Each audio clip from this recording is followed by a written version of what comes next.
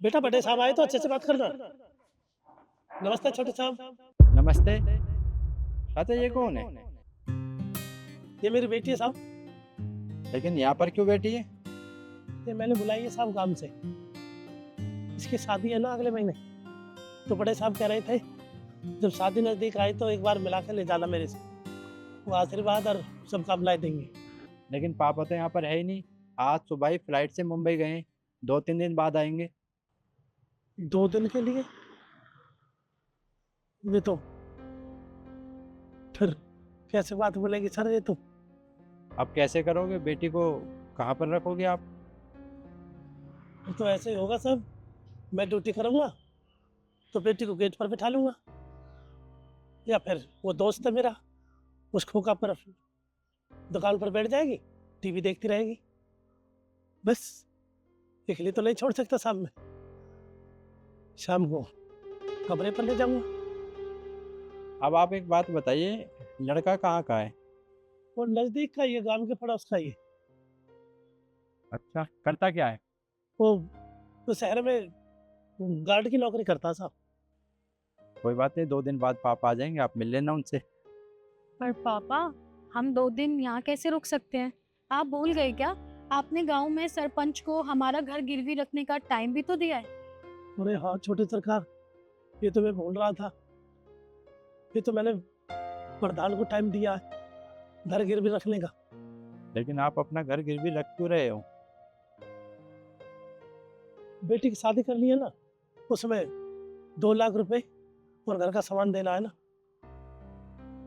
एक बात बताइए, आपको दहेज देना है, उन्होंने डिमांड किया है या आप खुद अपनी मर्जी से दे रहे हो? नहीं नहीं साहब, ऐसी कोई बात नहीं। वो 2 लाख रुपए तो उसने मांगे और बाकी ये घर का फर्नीचर ये अपने तरफ से देने पड़ेंगे। मैं आपसे एक बात कहूँ, आप जहाँ भी अपनी बेटी की शादी कर रहे हैं वो अभी से ही डिमांड कर रहे हैं दहेज की। आपके पास कुछ भी नहीं है, आप अपना घर गिरवी रखकर अपनी बेटी का दहेज दे रहे हैं। कल को आपके पास कुछ भी नहीं रहेगा। और क्या गारंटी है कि दहेज एक बार लेने के बाद वो दोबारा कभी पैसों की डिमांड नहीं करेंगे? आपकी बेटी में कोई कमी नहीं है, सुंदर है, सुशील है। इसकी तो शादी कभी भी कहीं भी हो जाएगी। और इसका भविष्य खराब मत कीजिए ऐसे घर में इसकी शादी कर कर। इसको पढ़ाइए लिखाइए। आपकी बेटी को अगर कोई शादी करने वाला होगा, आपकी बेटी को 1 रुपए में ब्याह कर ले जाएगा। अब मेरी बात समझ में आ रही है साहब। ऐसे ही मेरा दोस्त कह रहा था मेरे से, अख लड़की सुशील है, अच्छे संस्कार है, अरे इससे शादी तो कोई कर लेगा, अच्छा घर मिलेगा, तू दहेज के चक्कर में पड़ रहा है। मैंने सोचा ये मेरे से जलन है, कोई अपनी चीज निकालना होगा। मैंने उसकी अनसुनी कर दी। आपको तो कोई लालच नहीं छोटी सरकार, आप तो हमारे अन्नदाता हो। आप मेरी समझ में आ गया, मैं शादी नहीं करूंगा वहाँ। पापा, मैं भी शादी नहीं करना चाहते थे, पर मैंने आपसे ज़्यादा जिद इसलिए नहीं की क्योंकि आप बहुत खुश थे।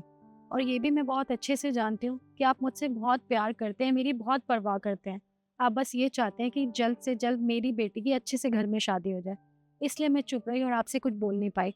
पर असली वजह ये है कि मुझे अभी और पढ़ाई करनी है, मुझे शादी नहीं करनी। वाह बेटा, ये सब भगवान की कृपा है। कुछ जो छोटे साहब मिल गए, उन्होंने भी समझाया था मैं दोस्त ने, लेकिन साहब ने भी यही बात बताई। और साहब के संस्कार देखे, बड़े साहब तो इनसे भी अच्छे थे, लेकिन उनसे भी अच्छे ये निकले। बहुत बहुत धन्यवाद साहब। देखिए चाचा, मैं आपको बचपन से देख रहा हूँ, आप यहीं पर ड्यूटी कर रहे हो। और मैं नहीं चाहता कि आपकी बेटी की ज़िंदगी खराब हो। ये भी मेरी छोटी बहन की तरह है। इसलिए मैंने आपको समझाया है, इसे पढ़ाइए लिखाइए, आपकी बेटी कामयाब होगी। और शादी की चिंता मत कीजिए। शादी कभी आपको करानी हो, जो भी खर्चा आएगा मैं लगा दूंगा बेटी की शादी में।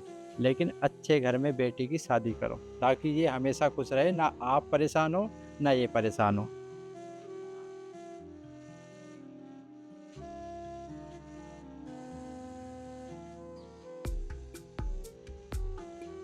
ये सारे पैसे रखो रखो। इसका अच्छे से कॉलेज में एडमिशन कराओ, पढ़ाओ लिखाओ और आगे बढ़ाओ। अब आप एक काम कीजिए, अपनी बेटी को लेकर गांव निकल जाइए, यहाँ पर परेशान होगी। ठीक है साहब। ले बेटी, ये पैसे ले, छुट्टी हो जाए सीधे घर। ठीक, बैठ।